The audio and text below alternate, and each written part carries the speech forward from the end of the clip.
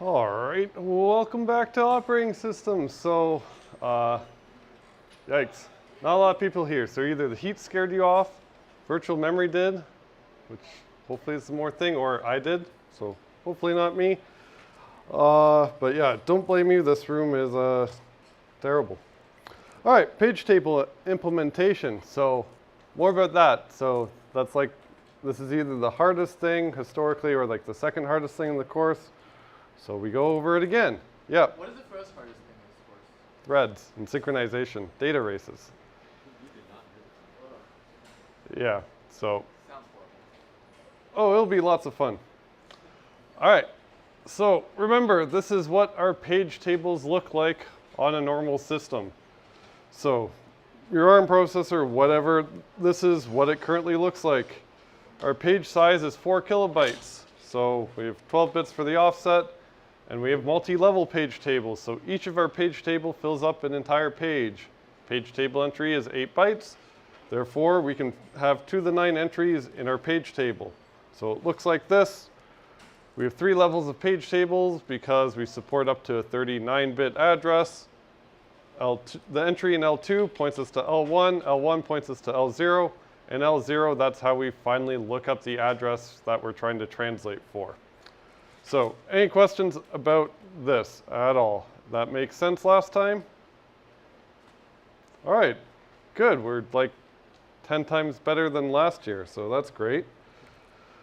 So, turns out changing the slides helps. So, just in case people are confused, so alignment is a thing. And eventually, all memory computers like when things line up in multiples of 2, everything's a multiple of something, and it eventually lines up with index 0. So all of the pages will be something called aligned. So they'll be aligned, to this 4096 boundary. So that means the offsets in memory are going to be multiples of that. That's all aligned really means, that it starts at 0. The next page starts at 4096. The page after that starts at 8192, so on and so forth. I can't do that very long. So it means all the lower bits are 0. That's the first byte on the page, and then it goes to the last one. So why we do that is because otherwise it would be a complete pain, and we couldn't just take advantage of using a whole page and the offsets working out. So like, for example, if a page started at address 7C00 and we have to go until it would end at the end of the page, so it would end after 4096 bytes, it means the last byte on that page would be at address 8BFF, which is kind of a pain. But because everything is aligned at starting at a 0 boundary, the starting address is always a multiple of a page. So instead, that's why we don't have to keep track of the offset in the page table entry or anything like that. We know that because all of our page tables fit on a page and all of our page tables start at address 0, if something is on physical page 7, it means it starts at 7000 and it goes all the way to 7FFF. So here's a question for you. If I just give you the address EC, is that 8-byte aligned? No. No, right? So you can look at powers of 2 pretty easy in computing. So this would be a power of 2, and anything above it is also a power of 2. So if it is 8-byte aligned, that means this number would either be a 0, so it would start at 0, and then it would be 0, 8, why can't I do math? 12, is that right? 12, 16, whatever. It would just be multiples of 8 go on. So if this hex digit is not a multiple of 8, it is not 8-byte aligned, which would either be 0 or 8. So that's a quick way to check if it is 8-byte aligned. And similarly, if it was 4-byte aligned, it should start with, if it was 4-byte aligned, it should start with 0, or end with 0, 4, 8, and C, which is 12. So, yep. Sorry. What does alignments align? Like, does it align everything, or? Yeah, so alignment just means that it's essentially just a way of saying it's a multiple, it's an exact multiple of that number. Because computers just want things to start at 0, and then it can easily compute where things are. So like you might see that like your stack has to be 16-byte aligned or something like that in some architectures, which means your stack pointer has to end essentially in this case in 0. So basically, it's kind of a rule that things have to start at addresses that are multiples of something?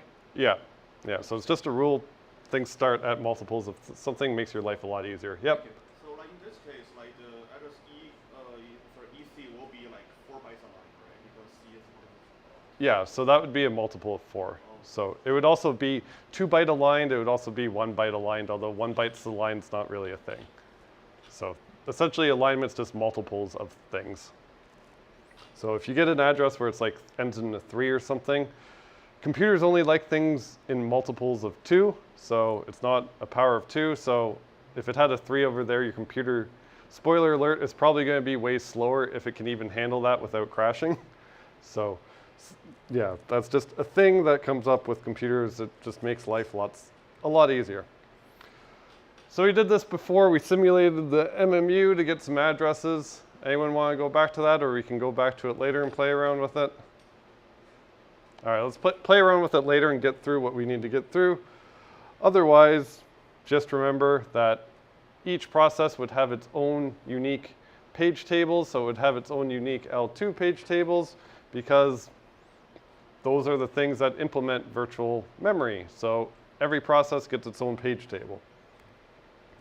So here's a fun question. So how many page tables do we need? Let's assume our process uses 512 pages. There are 2 situations here. There is a best case and a worst case with how many page tables we need to use. So if our process is using 512 pages, anyone take a guess of the minimum number of page tables we would need?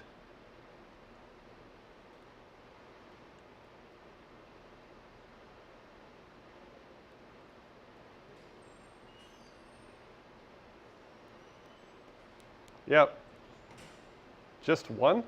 So if we have a 3-level page table here, we need at least 3.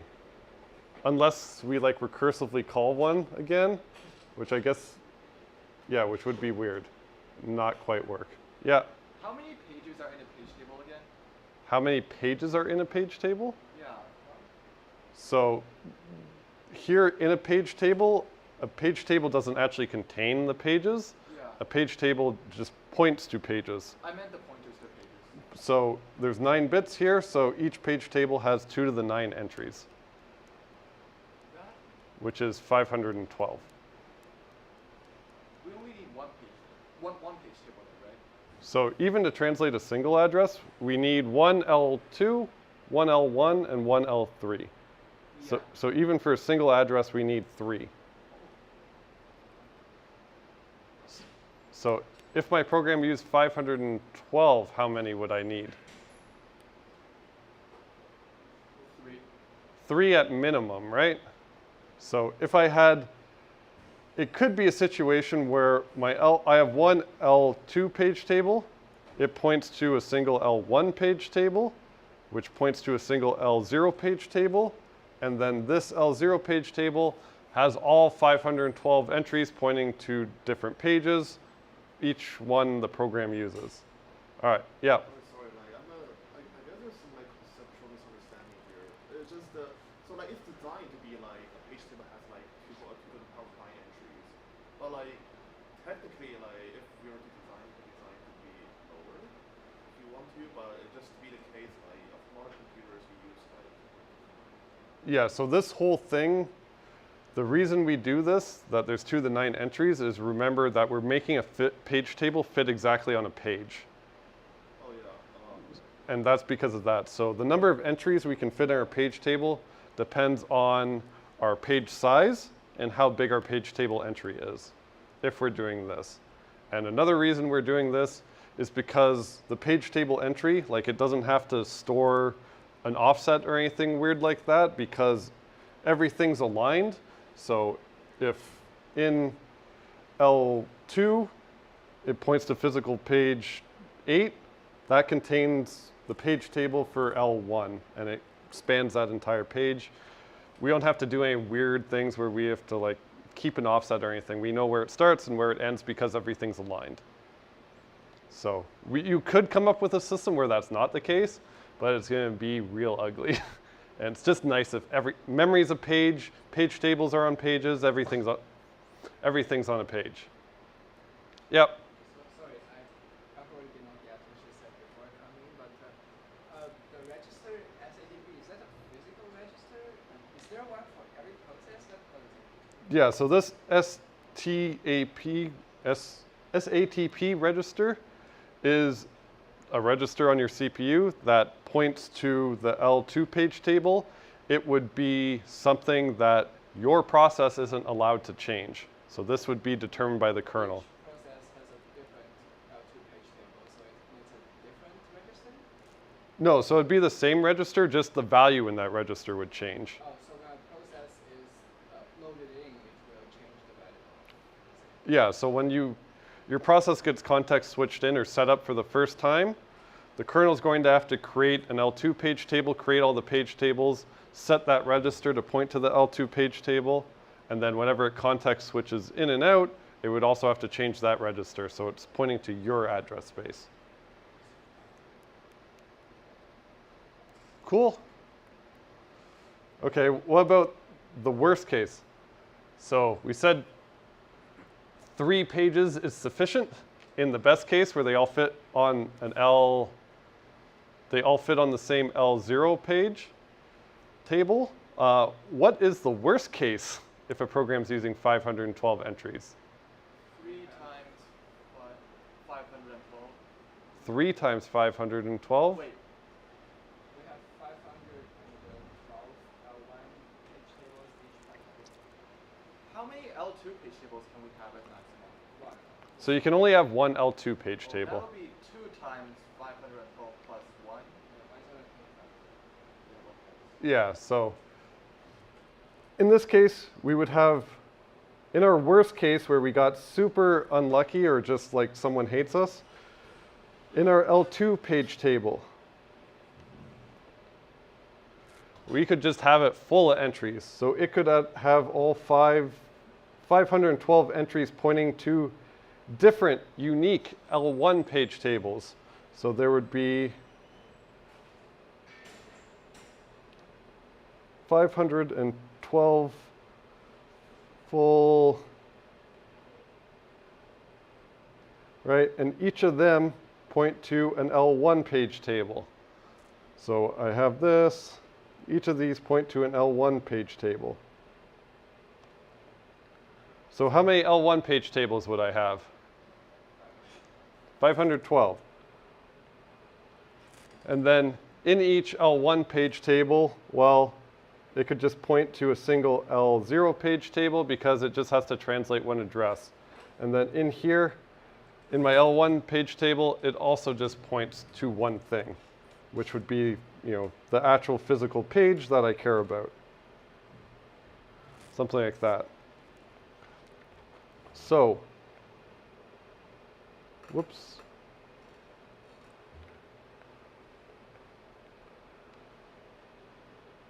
So, how many L0 page tables do I have? 512 again. So, in total, I would have 1,025. 512 plus 512 plus the one L2 page table. So, best case, I only use 3 page tables. Worst case, I can use 1,025, which is pretty bad. But you might have noticed the way it works with going here. The way it works with this. So if all your addresses are contiguous, so they're all in a line, well, hopefully that corresponds to where L0 is as an index right? So it's the lower part of the index. So if it's all contiguous in memory, all the page table entries would also be in a line. So they would all probably be on the same L0 page table until you cross like a 512 boundary, and then you have to get a new one. But ideally, they're pretty much always beside each other. So that's another reason why computers like contiguous memory. So physically, it likes things beside each other, but also having it closer is also an advantage for page tables, which is cool. Because they could have flipped it around where the L0 index came at the front and L1 came next and then L2. There's no reason they couldn't flip it for some reason. It would just be a really dumb decision because most of the time your addresses are contiguous. All right, any questions for that? Sound good? All right, other types of questions. So fun types of questions might be, hey, given the system, how many levels of page tables do I need? Well, if you get something like that, you'll be given the size of the virtual address, how big of a page is, and the page table entry size, and you'll have to figure out something. You might also be given the number of page table entries that fit on a page, and then you have to figure out the page table or the page table entry size, although that would be weird, but you might be given something like this. So you get a description of a system. Then for multi-level page tables, your goal is always to fit each page table within a single page. So find the number of entries that fit in a page table, and then if you take the log 2 of that, or just whatever powers of 2 that is, that's the number of bits you need as an index for a single page table that fits on a page. And then if you want to calculate the number of levels of page tables you need, it's just the number of virtual bits you need in your address minus the offset bits, because we don't have to translate that, divided by the number of bits you need for a single index, and then you take the ceiling of that, or otherwise just round up if it is a bad number. So in this system, what do we have in this system? So we have, so funnily enough, this is the system that was used back when we had 32-bit CPUs. I guess when you guys were born, wow, that's not good. Actually, I guess when I was born too. No, that's not true. Wow, that's sad. Okay. So we should be able to figure out, given this system, this 32-bit system with a page size of the same thing, and a page table entry size of only 4 bytes now. Why is it 4 bytes? Well, on a 32-bit system, I can only access up to 32 bytes, so I don't need that much space in my page table entry.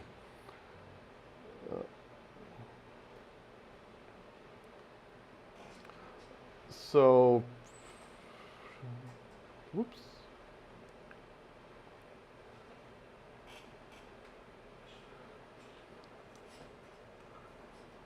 So let us do this.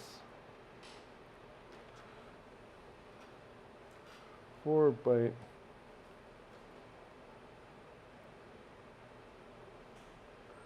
All right, so given this system, how many bits do I need for an offset?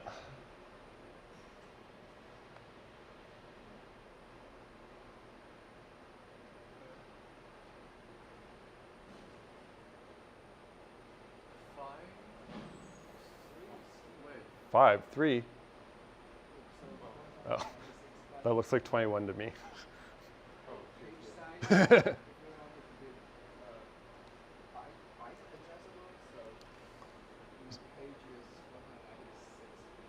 Yeah, so the offset corresponds with where we are in a page. So my page size is our good old trusty 4096, which is 2 to the power of what? 12. 2 to the power of 12. So how many bits for my offset? 12 bits. 12 bits, yeah.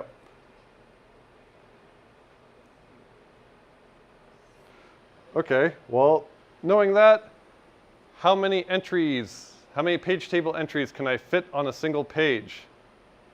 Wait, sorry? How many page table entries can I fit on a page?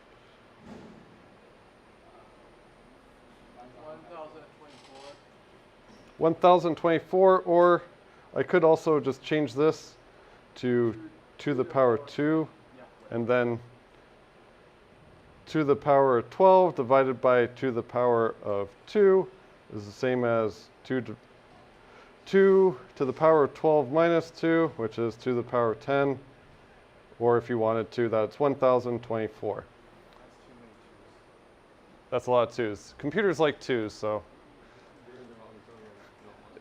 Yeah, if you have like a fear of 2's, you should probably drop out of computer engineering. So, where are we? So, this is however many entries we can fit on a page table. So, how many bits do we need for an index into our page table?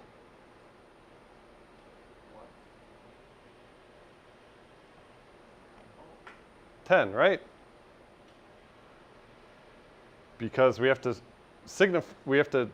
be able to pick which entry in our page table do we want to select here. So we have 10-bit index for L1, L2, whatever levels we need.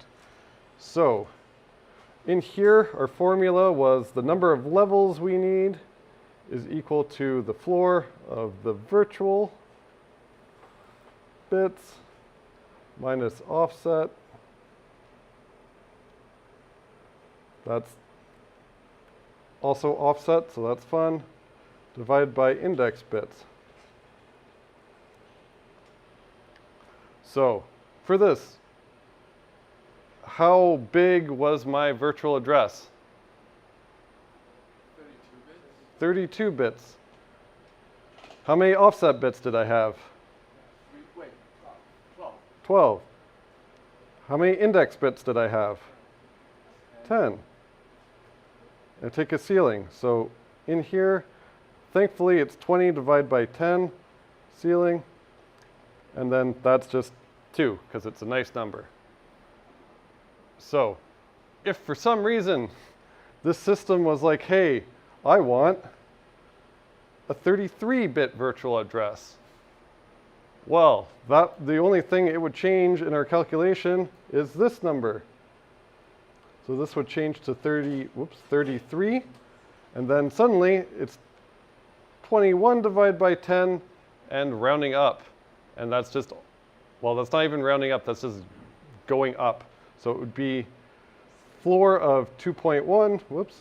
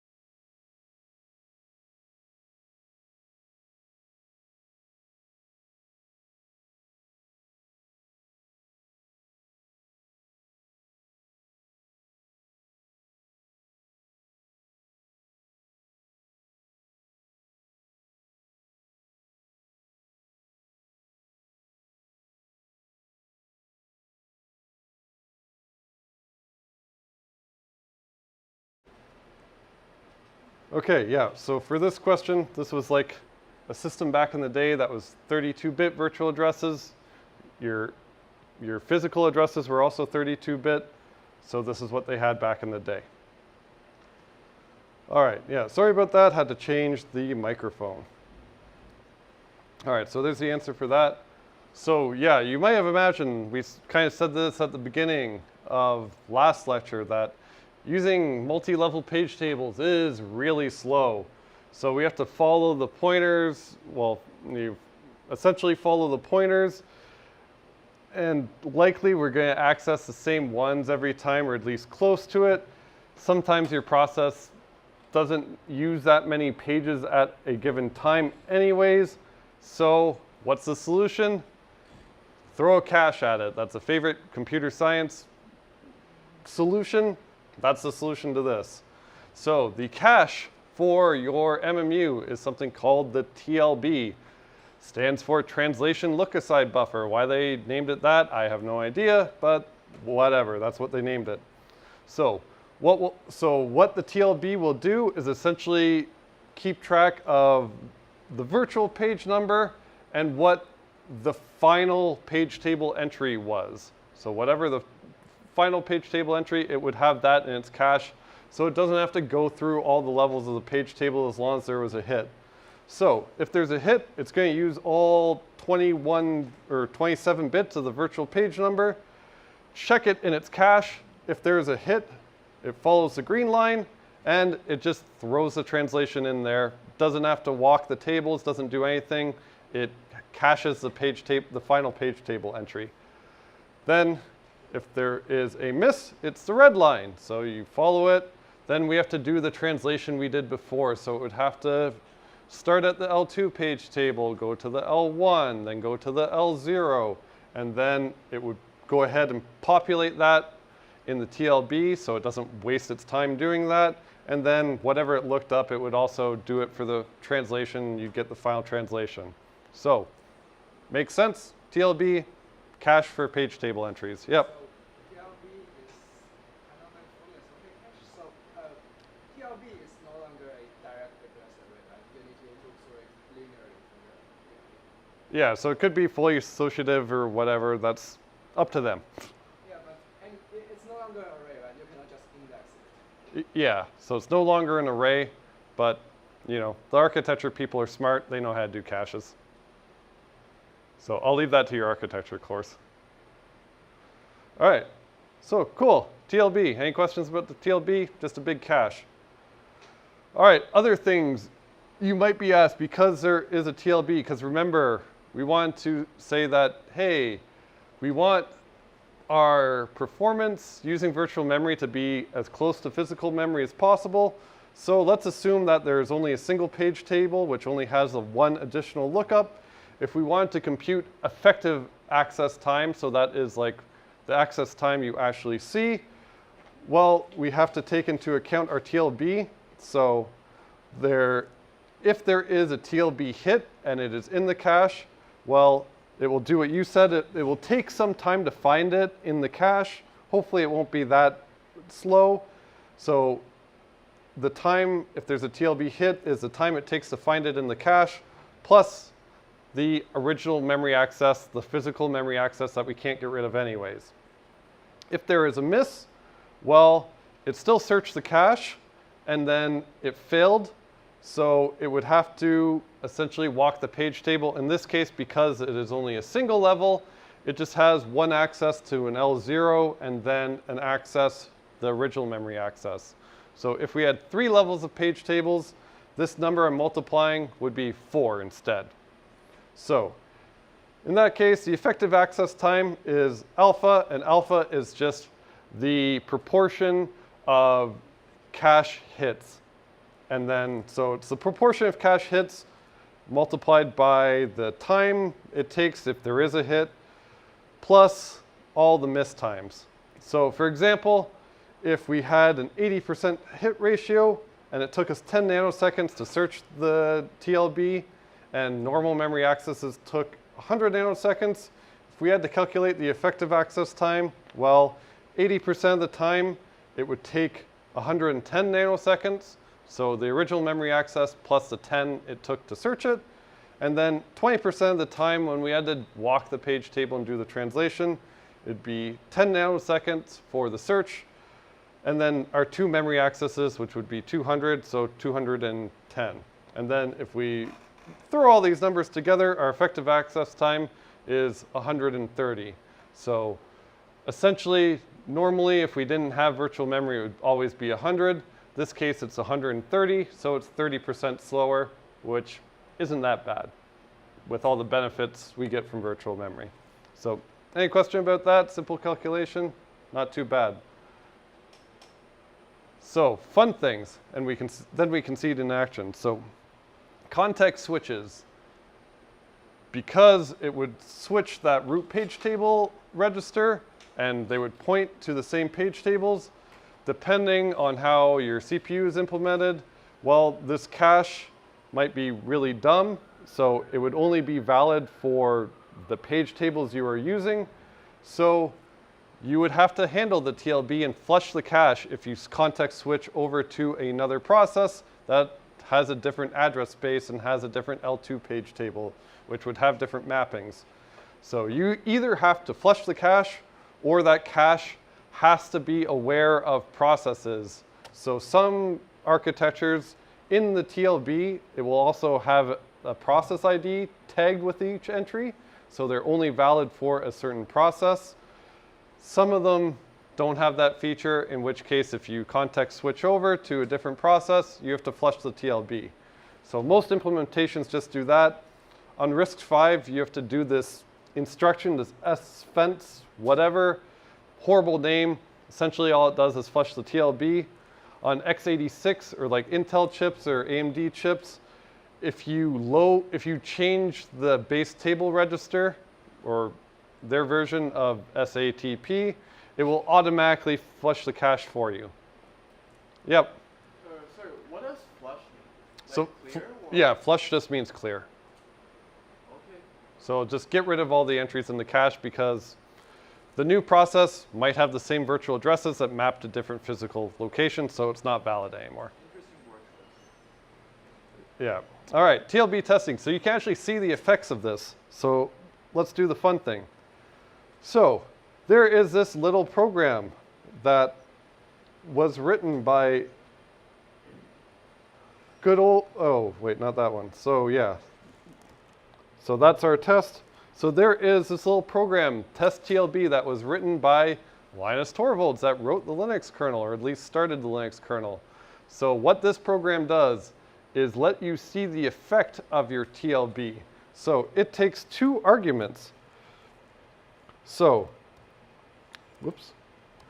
The first argument right here is how much memory to allocate. In this case, I'm allocating a page. And then this argument is like the distance in bytes between every access. So this means for this one page thing, access every 4 bytes. So this would access byte 0, byte 4, byte 8, byte 12, byte 16, and record how long it takes to do all those accesses. So if I run this, I get an average time of 1.6 nanoseconds to access my memory. Why is it so fast? Well, everything is on the same page, right? So in order for this process to actually access all of its virtual memory, it would just have to translate once, so walk through the page tables once for that first entry, the first access to that page. And then after that, all the other entries, that page will be in the TLB, and it can just use the TLB over and over and over again. So essentially, the first access would be a cache hit or cache miss, and then everything after that would be a hit. So we get really, really fast performance. So the other end of the spectrum is something like this. So I allocate a large number of memory, and then I access every 4096 byte. So what would the performance of this be, or how many cache misses do I get for this? This looks like to the power of 24 bytes, which means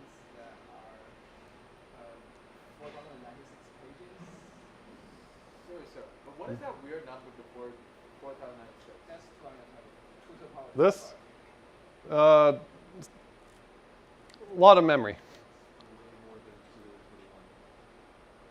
Yeah, 2 to the power of 20 is 1 millisecond. I forget what that number. Whoops. Let's do the 30. 2 to the, what did you say it was? 21? No, 30? Nah, 30 is way too large. not 30. What was it? 29, I assume? Yeah, looks more like it. There. So it's 2 to the 29, which is 512 megabytes. So allocate 512 megabytes, and then I will access memory every 4,096 bytes. So every page, right? So I would expect that to be a miss every single time because I'm going from page to page to page to page. How many TLB hits would I get? 0. So how slow will it be? Well, let's see. Yikes, every memory access in this case is 43 nanoseconds. So it's what? Yeah, like 43 times slower, something like that. How slow is it actually? 1.16. So it's like, yeah, 27 times slower if you're not just based off the TLB. Pretty cool, huh? So middle of the road, if you accessed, if you accessed like 16 megabytes and then did every 128, you could probably figure out the hit and the miss ratio. In this case, see, it's still pretty bad, 12 nanoseconds, but it's not quite as bad as missing every single time, but it's still pretty slow. If we have a bunch of hits, really, really, really, really fast. So turns out things being contiguous mostly matters for the virtual memory system. It really likes things that are on the same page.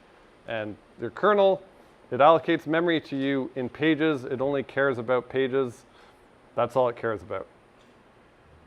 All right, any questions about that? Cool. Yeah.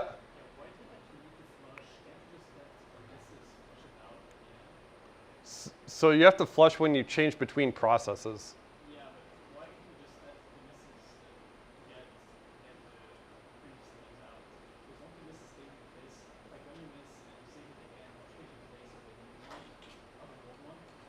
Yeah, well, so you might replace the old one, but when you context switch in a new process, the new process might use the same virtual address, right, which points to different physical memory. So it can't be the same. So that's why we have to flush. Okay, so we can go back. So the other thing we didn't explain, in like when we straced the libc, we saw this sbrk instruction. Well, that is a system call that grows and shrinks your heap. And your stack, guess what? It just has a set limit. The default limit for a stack size is 2 megabytes. So whenever the kernel creates your process, it'll just map 2 megabytes of virtual memory, however many pages that needs to be for 2 megabytes. So whenever you do this system call, all it will do is it's just the heap is just one big contiguous block of memory. And if you need to grow it, all it'll do is grab pages from the free list and fulfill the request and just make all of the mappings in the page table point to valid memory now, and now that process can use them. It won't get a page fault if it tries to use them, or a seg fault or anything like this. So it just kind of kicks the can down the road. So that giant block of memory, well, that's only managed by malloc. So malloc manages that memory, and it should be the only thing that manages that memory. If you continue on with this course and do systems programming, you write malloc. So writing a malloc that deals with arbitrary size of allocations, it's a lot harder than just dealing with pages. So we'll see how we can do some memory allocations. Not really a focus at this point, but the operating system, the kernel doesn't do it, malloc does. Yep. Is system programming 454? I think so. Yeah, Yeah, system programming is 454. Thank you. Yeah, so have malloc. Sometimes real memory allocators, there's this mmap system call that we'll use later, and it is short for memory mapping. So it lets processes play with their own virtual memory, and we'll see fun things we can do with that because it has some very nice benefits. So this is like the address space of a process in that little toy kernel that you can explore if you really want. So what it does is it initializes the program's address space, sets up the page table. It makes it so that it makes it so the page 0 is invalid. So the null pointer just points to address 0. So it wants to always page fault if you try and write it or something like that. So it would create an invalid mapping for address 0. So you get a nice seg fault. Then it would be responsible for mapping a bunch of whatever that executable is, mapping the instructions to pages somewhere, mapping the data to pages somewhere. And then here, it would have to create a stack, however many pages fit in a stack. And then one thing it'll do to detect a stack overflow. So in this case, your stack pointer would start here and assume that it grows downwards. What the kernel will do is create something called a guard page. And it is at a known address because your stack is a set size. So because the kernel knows where it is, it creates an invalid mapping there. And if the kernel sees that you have a page fault there, it means that you have overflown your stack. So if it sees a page fault generated by this guard page, it pretty much means that you just went over your stack, and that's how your operating system detects whether or not you have a stack overflow or not. So you can get around that warning if you jump over this page. So you could overflow your stack so bad that you jump over a page, in which case you'll just get a normal seg fault. You won't get that nice stack overflow because you missed. So that could be the case, but it'll just put a guard page there just to give you some notifications. So that's some fun stuff it could do. The heap could grow downward, and then if you read the source code of that kernel, for some reason, it has to do some tricks. So there's this thing called a trampoline, which sounds like a weird term. All that means is when you generate a system call, then the kernel has to have a handler to handle that. And whenever the system call comes in, the kernel, like the CPU, will not change that base page table register. So it will be the same values as for the process. So you'll be using the process's virtual memory. So what the kernel does is it maps a set page that has all the interrupt handler code, and that way the process, it has protections on it so the process can't change it. And this is where the code actually lives for the kernel's interrupt handler. So it would go to the trampoline, then that's where the code would be that would save all your registers and everything and start initiating the context switch. And it would have to switch into kernel mode, and the kernel might use virtual memory, and then it would have to play with those page tables. That's like stuff we won't really get into in this course, but you can kind of imagine how it would work. And then trap frame, that's where it saves the registers. So it's the same idea. It has to be mapped in the user's address space because the interrupt won't switch automatically. And they implemented it this way just because it was a lot easier. Yeah? So if the heap is also going downwards, can it overflow the stack?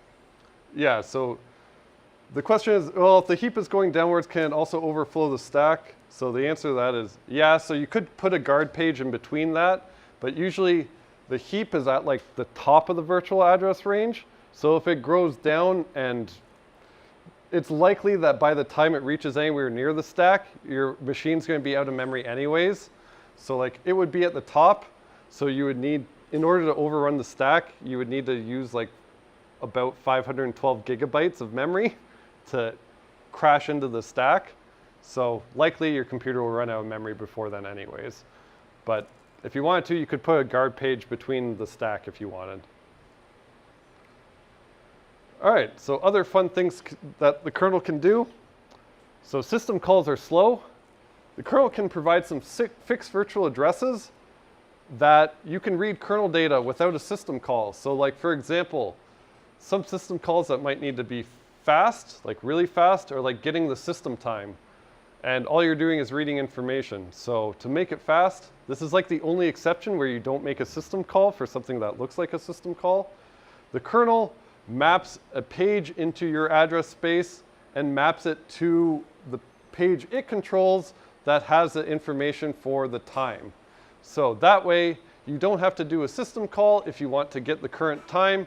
You just read a known page that is mapped for you. And libc, those developers know what the page is, so you just call that function. But under the hood, it's just going to read a known location, and the kernel maps it for every process. So that's some fun things you can do. Also fun things you can do is those page faults. Well, the operating system can handle those page faults. They're just a type of exception for saying that the mapping didn't work out. It's generated if the valid bit's 0, or if it can't find the translation, or if a permission check fails or something like that. And this allows the operating system to handle it. So it could just set up the page tables and know that that should be a valid address, but actually not allocate a page to point to it until your process actually uses that memory. And then only at that time, the kernel can go ahead, handle that page fault, make it point to valid memory, and then actually make it point to valid memory, and then just do the translation, and then do the translation lazy. Also, it can be used to implement something like copy on write, which guess what? You do for lab 3, so you get to do that. So you'll see how that works. You'll have to think a little bit about that. The code for lab 3, after you think about it, the code's like 30 lines if you write it nicely.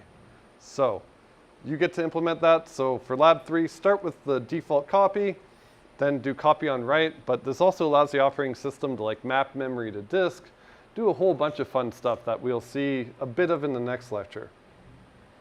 So here's a summary. So page tables, just translate virtual to physical addresses. MMU is the hardware that does it. It can be a single large page table, which is wasteful, takes up a lot of space. Kernel allocates memory in pages, much simpler, just uses a free list. We use multi-level page tables to save space because most processes do not use a lot of memory, and we use the TLB to speed up this multi-level page table. It's a cache. Yep. But lab 3 is still due like 2 weeks later, right? Yep. Lab 3 is Just 2 weeks having later. like 30 lines of code doesn't mean it's due early, no? No, just having 30 lines of code does not mean it's due early. It means you should be thinking about it right now. So Thanks a lot. you need to do copy on write. This is the last lecture that will probably help you with that. So it's just thinking. So for lab 3, start doing the copying. So you're essentially mimicking what happens when you fork a process. So you'd have to create new page tables, and if they're completely separate and you just do the copy thing, you have to copy all the memory that it uses and then make sure all the page tables line up and that they're completely separate. So just remember, pulling for you, we're on this together.